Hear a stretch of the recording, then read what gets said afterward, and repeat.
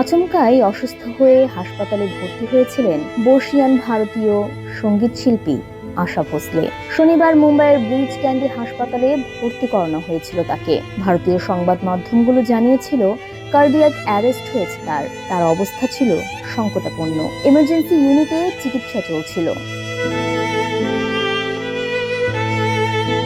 Bridge candy হাসপাতালের চিকিৎসক প্রতীপ সামদানিও তাই জানিয়েছিলেন। আশা ভোসলের নাতনি জনাই ভোসলেও ইনস্টাগ্রামে লিখেছিলেন, আমার দাদি আশা ভোসলে অতিরিক্ত ক্লান্তি ও ফুসফুসের সংক্রমণের কারণে হাসপাতালে ভর্তি হয়েছেন। আমরা আমাদের ব্যক্তিগত গোপনীয়তার প্রতি সম্মান জানাতে অনুরোধ করছি। তার চিকিৎসা চলছে এবং আশা করছি সবকিছু ভালো হবে। আমরা শিগগিরই ইতিবাচক খবর জানাবো। শিল্পীর পরিবার ও অনুরাগীরা আশা করেছিলেন খুব তাড়াতাড়ি সব ঠিক হয়ে যাবে। প্রার্থনা করেছিলেন অনুপম খের, সঞ্জয় কাপুর, অশোক পণ্ডিত সহ অনেকেই। কিন্তু শেষ রক্ষা হলো না। দেহ ত্যাগ করলেন আশা ভোসলে। তার মৃত্যুতে সঙ্গীত দুনিয়ার এক অধ্যায়ের পরিসমাপ্তি ঘটল।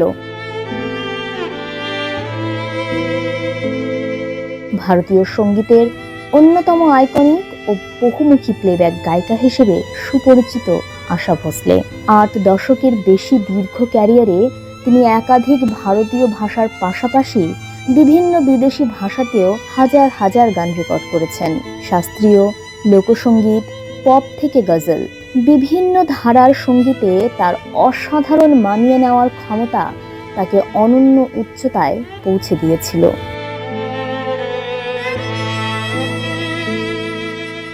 দীর্ঘ কর্মজীবনে ভারতীয় সঙ্গীতে অসামান্য অবদান রাখার স্বীকৃতিস্বরূপ আশা ভোসলে অসংখ্য সম্মাননা পেয়েছেন। তিনি ভারতের সর্বোচ্চ চলচ্চিত্র সম্মান দাদা সাহেব ফালকে পুরস্কারে ভূষিত হয়েছিলেন।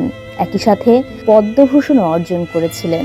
পাশাপাশি তিনি একাধিক জাতীয় চলচ্চিত্র পুরস্কার ও ফিল্মফেয়ার পুরস্কারে জিতেছিলেন, যা তাকে ভারতীয় প্লেব্যাক সঙ্গীতের ইতিহাসে অন্যতম সেরা ও সর্বাধিক সম্মানিত কণ্ঠশিল্পী হিসেবে প্রতিষ্ঠিত করেছিল।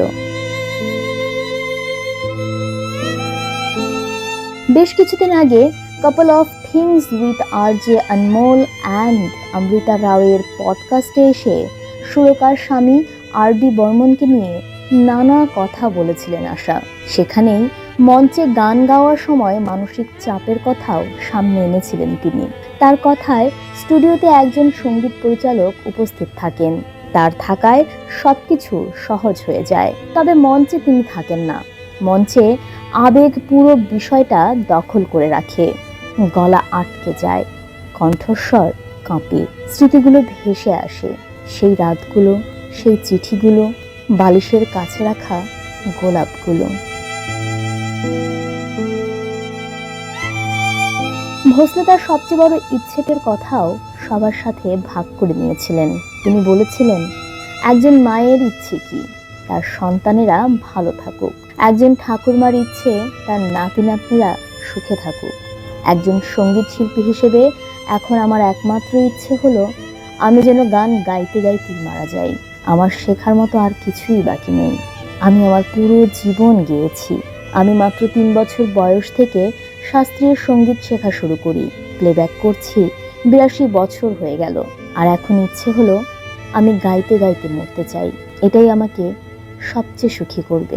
সেই সুখের খোঁজেই সবাইকে কাঁদিয়ে, স্মৃতিতে ভাসিয়ে আশা ভোসলে পাড়ি দিলেন অনন্তকালের পথে।